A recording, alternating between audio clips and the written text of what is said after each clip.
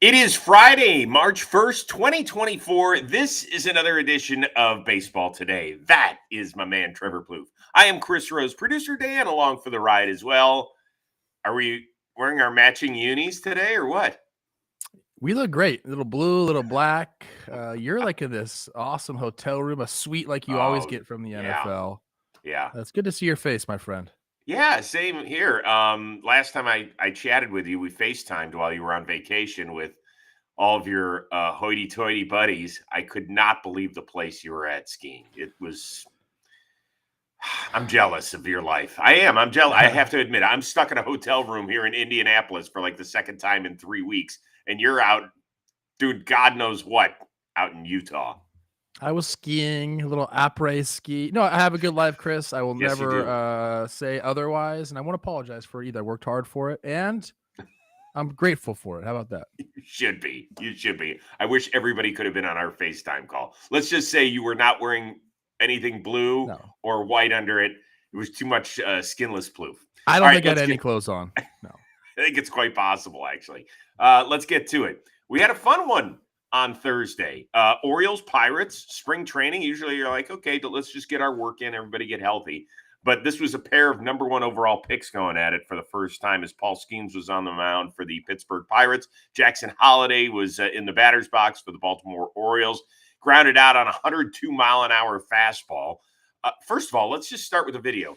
The minute we found out that these two guys were going to be going against one another, one of the two regional networks should have picked up the game, right? You don't even have to pick up the game. I thought the exact same thing. But you don't have to pick up the game and have people calling it. But let's get some cameras down there. You have photographers, you have the video equipment. Let's have some. Congratulations! It was the Zapruder film for spring training baseball. That's not the question I wanted to ask, though. The question I'm going to ask is: you're allowed to only invest stock in one of those two guys moving forward. Which one are you taking? I usually hate these questions, Chris. Yes, you do. I know that's why you put them in there. But I actually like this one because it challenged me to think a little bit. I think typically I would say I want Jackson Holliday because he's an everyday player, especially he's a middle infielder who can affect each and every game that he's in. And Skenes is a starting pitcher. You get him once every 5 days. But then I started to get to thinking, Skenes is, from all accounts, I don't know the guy, but from all accounts, an alpha worker, like a baseball dog, going around telling people, I'm working harder than you. I'm working harder than you. He's a trendsetter in an organization that I think kind of needs that right now. He's going to be a guy that everyone looks to. And if he's going around challenging everyone in that locker room, they're going to be better for it. So he's kind of like an organizational changer. And I think Jackson Holliday can be that, but he also doesn't have to be that in the Orioles organization because there's other guys there that have already kind of done that. So I'm going to take Skenes just because of the effect that I think he's going to have on the Pirates organization. And Moneyball scouting, he got the girl. He's got the it girl right now, the hottest one at LSU. He went and got her. So there's something to be said about that too. Maybe there isn't, but I'm just making that up. I'll go Skenes. Only you could factor that into the equation. That's why I love you so much. I didn't even go and think that direction, but man, I guess that's the difference between the two of us. Old school scouting's coming back, Chris. Is that a category we have to check the box on? He got the girl, that's the one. I will say this: I do follow Jackson Holliday on Instagram. I am going to agree with you. I think he's the guy that the Pirates won't baby. One thing I hated about the Nationals and the way they treated Strasburg was that the only time you could talk to him as a media member was after his starts. And I don't get, once again, this has nothing to do with the media. I thought that they isolated him so much that it restricted his ability to grow as a young man and a human being. I think you have to be able to answer questions in between your starts and stuff like that. I think Skenes is going to be a guy that'll stand in front of the camera. Do I think it's the most interesting thing about him? No. I mean, his ability to yesterday, he threw 5 fastballs in his 10-pitch inning. Let's see, 100, 101, 99, 102, and 101. Pretty good.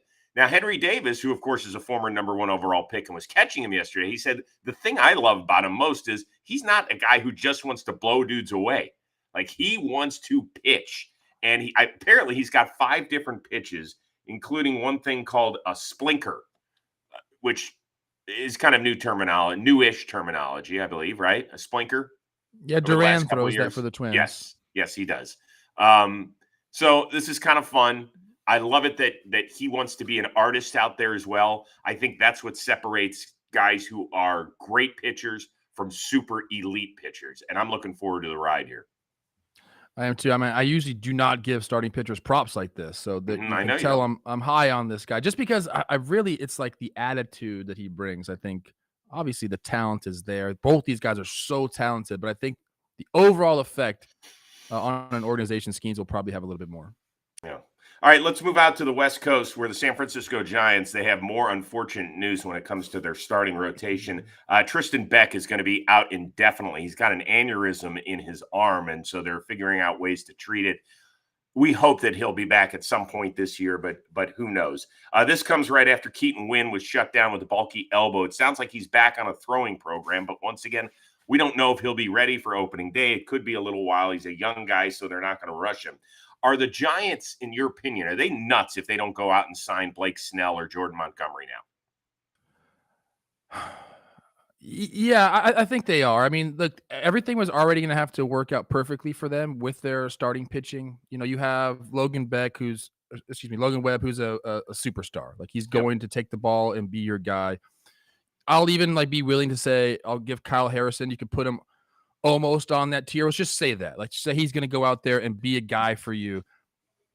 Everything after that was question marks. You got Beck and Wynn, who have a kind of 8 starts at the major league level between them. Now they're dealing with injuries. Robbie Ray and Alex Cobb are going to be coming back for you. That's great. They're coming off injuries as well. So you don't really know what you're going to get there. So everything had to work out perfectly for them, and it just hasn't. And we're a week into spring training. So, yeah, go get some starting pitching depth. I don't know if Snell makes sense for them. Ken Rosenthal pointed out yesterday in an article, he comes with a qualifying offer. So you lose a draft pick. And if you give him a short-term opt-out deal, you're going to lose a draft pick for 1 year. I don't know if that makes sense. Jordan Montgomery does not have a draft pick assigned to him. So I think that makes a little bit more sense for him. Give him a couple years, or you could give him the opt-out deal like Bellinger got. But I if I was them, I would go sign Montgomery and Lorenzen. And if everything ends up working out and those guys come back and Ray and Cobb at the middle of the season come back as well, now you have starting pitching depth that you can deal no matter what the standings are. If you're out of the standings, go deal it. If you're in the standings, you have a surplus, you can either keep it or go deal and help a different area of your team. I think their offense is good enough. There's not below average players necessarily. I know Luciano's a rookie and some of the projections aren't as bullish on him, but they have a good enough lineup. If they could figure this pitching thing out, I think they can be in contention. So, I think they do need to go sign some of these guys, and 2 of them.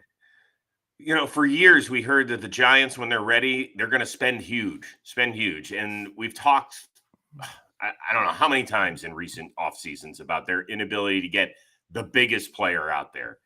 They did add some. I think for a while, they spent maybe the second most money in free agency behind the Dodgers for a while. I don't know where that ended up sitting once we kind of all settled.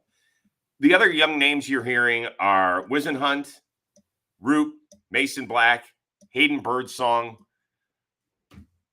I wish these guys luck. I don't know enough about them to say, yes, that guy is going to end up projecting right here. But, man, you got to give the Giants fans a little bit more than that. I mean, they're an outstanding fan base. Jordan Montgomery is the answer to the question. He really is, because we've talked about it.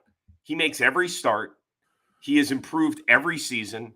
And then last year, he was a postseason hero. What are you shying away from here? He gives you exactly what you're looking for. And let's remember that Robbie Ray can opt out of his deal after this year. So if he's healthy and he wants to go back on the market, he could be done after a half year in San Francisco. And so you have to start planning for your future outside of just Logan Webb and Harrison. And Jordan Montgomery, that's the perfect dude. That seems like a nice little 1, 2, 3 right there. And we forgot to mention they brought in Jordan Hicks. That's another question mark. You want to use him as a starter, but that hasn't really worked out for him in the past. He's kind of better suited for the reliever role. So, like I said, from the get-go, this thing had to go perfectly for them to get through the season, and it hasn't, and it never was. Things don't work out perfectly. So, I do believe Jordan Montgomery is the answer as well. Okay, Trevor Plouffe is very specific, as you know, about his look, right? He gets dressed to the nines every day. He's got to make sure his hair is on point. That's why he won't let just anybody touch that coif up there. But when it comes to supercuts, that's the way he likes to go, right? Would you believe that most cosmetology schools out there, they hardly spend any time on men's hair? That's why you got to find the place where the training program is on point. Supercuts, they are proven that reps matter. They know everything from the perfect fade to the latest trends. You don't want to be walking around with some 1977 haircut a la Rose. You want to get cleaned up and look like you got hair to the stars. Did you know that Supercuts delivers more than 23 million haircuts in 2023, and the average review on a scale of 1 to 5 stars was 4.88? That's right, book it. So I want you to head to supercuts.com today or walk right in for a real smart haircut. That is right. It's the real smart hair experience. Simply walk into Supercuts or visit supercuts.com to find the salon nearest you today. Go do it. All right, Yamamoto made his Major League Baseball debut the other day on Wednesday. First time I got a chance to see him. It was awesome. It was nearly 2 perfect innings. He ended up giving up a hit, but then got erased on a double play, which was very good. What is good enough for him as a rookie? Is it just to stay healthy and make every start? Does he have to be an all-star? Does he have to do something great in October? Does he have to be in top 5 in the Cy Young? What is it for the guy who is the highest paid pitcher in Major League history? I think making every start would be incredible. I think the Dodgers would sign up for that. And I also think that everyone that has baseball experience, media included, you got to try to limit your expectations here because there are like a lot of factors working against him. There really are, Chris. But then you see him on the mound and you're like, dang, like those expectations go right back up. So it's difficult to project because like I mentioned, look, you're coming to a completely different league. You don't know the hitters. Now you got great scouting reports and all that. I know he's thrown with the ball in the WBC, but it is a different ball. He's going to be pitching more. The routine's going to be a little bit different. Like the cities are going to be different. Everything's just a little, odd, foreign to him. Okay. Like that's just is what it is. So like you have to put that into consideration. And if we're talking about, rookies coming up and we always try to limit our expectations. Now I know this guy, it's a little different because of what he got paid, but I think we all need to collectively like slow down a little bit, but he's making it hard on everyone because of what he shows when he gets on the mound. So if you said he's going to make every start and he's going to have an ERA somewhere in the 3s, the Dodgers will be bouncing off the walls, happy with a first year like that. Then we can start talking about, hey, Cy Youngs and All-Star games and World Series MVPs and stuff. But I think realistically right now, we just want this guy to be healthy, and he's going to have some really good games, Chris. There's going to be times where he's got no-hit stuff for sure. There's going to be some bad games at pitch. Okay. What's the only thing that matters this year to the Los Angeles Dodgers? World Series. That's it, right? So it's postseason. Yes. We're not going to remember if he gets rocked on July 20th this year. Sure. We're not going to remember if he has a 12 strikeout performance on August 4th. It all is dependent on what happens in October. And I know it sounds unfair, particularly for a guy who's moving not only to a new league, but in an entirely new country. But that is the world we live in. When you are the highest paid player in the game, when it's money time, what do you show us? And if he goes out and he gives them 6 innings where he gives up 2 runs and gets a W in the divisional round, that's what we're going to remember. The rest of it is, you have to go back and look. Like for Shohei, I forgot he was Rookie of the Year when he was over here. I had an idea, but I was like, wait, his numbers were good. They weren't like Shohei of the last few years. He won Rookie of the Year because we had never seen anything like this before. I had to go back and look and see. I remember Nomomania being nuts in the mid-90s. He was the Rookie of the Year. Tanaka, how good was he? He made 20 starts his first year in 2014 with the Yankees, finished top 5 in Rookie of the Year. He was an all-star, but I had to go back and kind of look at that stuff. It's the other things that you'll remember. It's the postseason when you are that big, when you are that handsomely paid, and when you are joining a team with massive expectations, fair or unfair, that is it. That's the beginning and end of the discussion. Agreed. I think we'll remember some stuff from his first season just because we'll be able to project, what we expect to see from him in future seasons. But I do agree with you. It's all about what you do in the playoffs. 100%. Yeah, I do. I found it fascinating. I listened to Evan Carter's interview after Yamamoto faced the Rangers, and he said, we treated this like it was a real day. Like we watched video on him. Our approach in the cage was different than just getting loose for a regular spring training game. Like there was a strategy, there was a thought process to it. I found that, fascinating in late February to be taking that stance with somebody. Yeah, I mean, that is interesting. I don't know about does that happen more than it might nowadays, but I don't remember many spring training games going over like a hard detailed scouting report. But when you're facing a guy like this, you're like no one's ever seen, and he has all the hype. Maybe you do sit down and take a little extra time. I can't wait. I mean, I love his stuff. I think it's I think when guys come over with massive expectations, and this dude seemingly has star written all over him, I'm excited to watch him. I can't wait. I think it's going to be a blast. All right, let's stay in the NL West. This is a really fascinating story that The Athletic did on Kris Bryant. They had a sit-down interview with him. They talked to him about a whole bunch of different things, including his decision to sign with the Rockies, which happened right after the lockout. So, he said that they were talking before the lockout. Then obviously things shut down for several weeks. And then afterward, everybody started signing quickly, right? And he said he kind of felt some pressure because he was one of the last guys out there, and particularly one of the biggest names out there. So I want to get his quote up here. He said, it's like, oh, shoot, I need to get in there. And he's talking about spring training. He said there were other teams interested, but I didn't want to wait around. It was a completely different situation for a lot of free agents at the time. I guess I didn't do as much research into the prospects as I could. Well, first of all, really interesting quote. What do you think about that before I get to the big question about him? I respect his honesty, but that's kind of shots fired at your boys. And really, like, what are you going to do? Yeah, do some research. What are you going to go look at Baseball America and see who the top rated guys are? You're not going to be breaking out film and making your own analysis, Kris. Like, people tell you, hey, we got a good system. Maybe you read a few articles, but what are you supposed to do? Like, what more could he have done that he didn't do? I think what he should have said is, I went for the biggest money grab I could. Yeah, I mean, that was I read this story before you sent it over as a question, and that was the biggest thing. I was like, man, like, I respect you as a player. Like, statistically, like his career has been excellent. Like, even with these 2 years in Colorado, yes, it has, Kris. Okay, 863 OPS for his career, 4 All-Star teams, an MVP, one of the most famous World Series victories of all time, where he fielded the final out. Like, this guy, it's been awesome.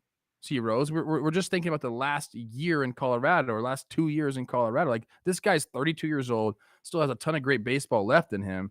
I didn't love the quote. Yeah, I think so. 100%. Really? Because I think that if you were to ask people about Kris Bryant's career, I think if he gets anywhere close to what he was in Chicago, people would be borderline shocked. Last time he played a full year of baseball, 2021, 835 OPS, 124 OPS plus. What's wrong with that? Nothing is wrong with that. I think that 25 homers. Like, what are we talking about here? So the last 2 years, his power numbers: 15 homers combined, 45 runs driven in 122 games for the Colorado Rockies. His OPS out there is in the 740s. Yep. It was 885 in Chicago in 5+ seasons. That's some elite stuff out there. And it just doesn't feel like there's any way that he could get back to being what he was at one point. Injury prone now. I'm not rooting against him. I'm just saying.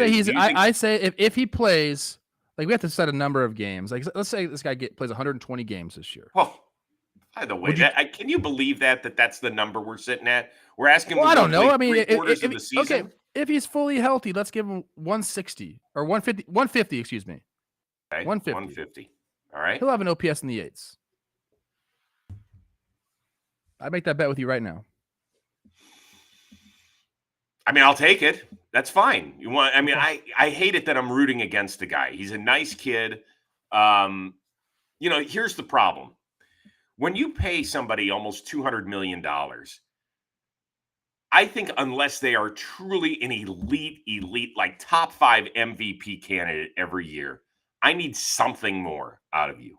I need something. I need you to galvanize a clubhouse. I need you to, yes. Okay. And here's the thing. Everybody who's been around baseball knows that that's not Kris Bryant's MO. They know that he's a hell of a dude. He's a great guy. He wants to be out there. He is all of those things. But he's not hey guys, let's fucking go get it today. That's not who he is. And he could turn into that, though. He could turn into that. Like, can he? You want to tell you what hardens you up a little bit? Some failure. Okay, this guy had never, ever failed in his baseball career. So, maybe he didn't have to develop these skills. Now you fail. Hey, I got to be worth something to the organization. I want to still give my statistics there. I want to be in the 8s with my OPS. I want to drive in runs. But also you realize as you get a little bit older and you're in a clubhouse full of guys that are, 6-7 years younger than you got to be that figure, especially if you're making the money and they paid you to do that. Like, there comes a time where you have to realize there is a transition in my career where it's not just about me and my numbers anymore. I got to be able to pull guys up too. It's not just about me. I got to be able to take this room and make everybody better. I don't know if he's been challenged to do that necessarily yet because he hasn't been on the field enough. When you're hurt, you can't command a room like that. If you come out and he's producing and he's healthy on the field, we might see a little different Kris Bryant. He's getting to that age. The maturity is there. Like, he has to figure that out. If not, then yes. If not, Chris, and this guy doesn't take control of the clubhouse and doesn't become a leader like that, then I'll be disappointed. It goes hand in hand, though, with being available and being productive. Yes. Okay, you know that. Are you going to listen to guys who aren't there? And no, that's what I said. You have to be playing. Yes, you have to be playing, and you have to be productive. I mean, he was on his way. It felt like after the first 3 or 4 years, you were like, "Wow, we are watching a Cooperstown experience here." And now, it's nowhere close to that. Like, it just doesn't feel like an all-star game is even a remote possibility. That's what it feels like. I hate to say that because I really enjoyed watching him play at the beginning of this. Like, when he came up and was hitting home runs on a sunny day at Wrigley Field, you're like, this is just a perfect matchup. Like, what's the deal going to be here? $250, $270 million to make this your home for the rest of your career? That's it.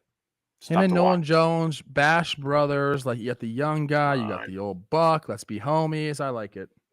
Fan fiction for Rockies. We appreciate everybody tuning into this podcast. We really do, because we know you have a lot of choices out there. I'm going to tell you about another one, and we want you to give it a listen. It is called The Deal. It is co-hosted by none other than Yankees legend Alex Rodriguez. That's right. Every week, A-Rod and Bloomberg reporter Jason Kelly, they speak with the biggest athletes and entertainers out there and executives.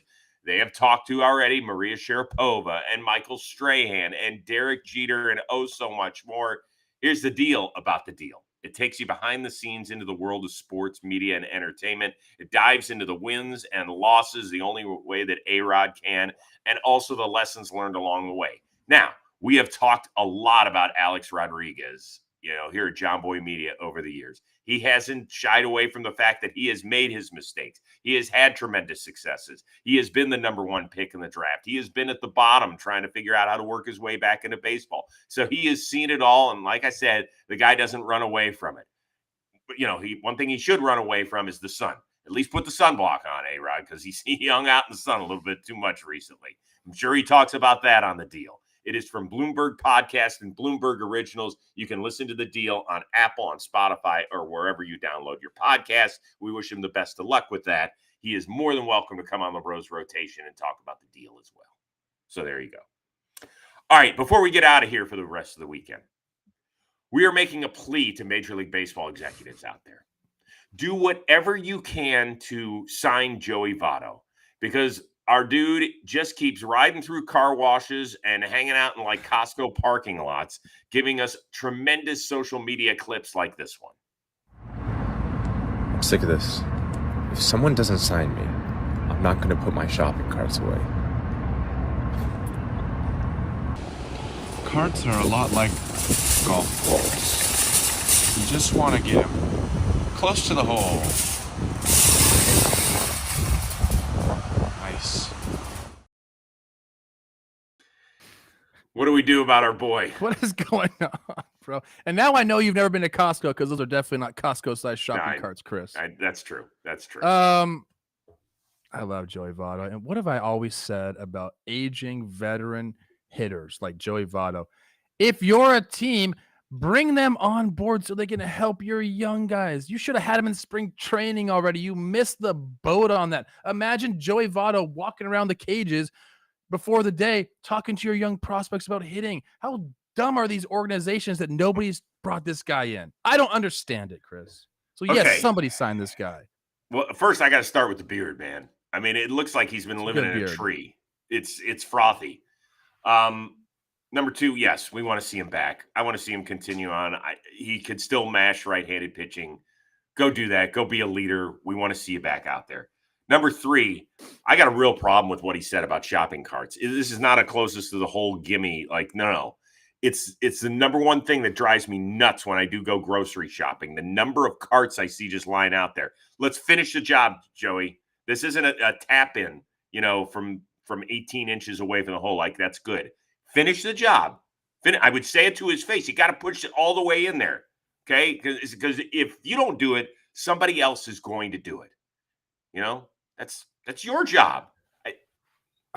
I'm a 90%er on shopping carts. 90% of the time I am taking them and putting them where they need to be. But sometimes I'm like, hey, who designed this parking lot and why is the shopping cart thing way over there? There needs to be more of them. And there are times where I'm like, look, I'll just push it like in front of the spot out of the way. That's the worst. It's the worst. No, because now you pull in and you're trying to navigate the space and you're like, oh God, do I have enough room before I hit the I already pulled cart? out though. So I'm out. Because take care of the rest of the people. This is the problem with our country. That's the way too many people think like you. Well, it's not going to affect me. I'm out. I got somewhere else to be. That's an A.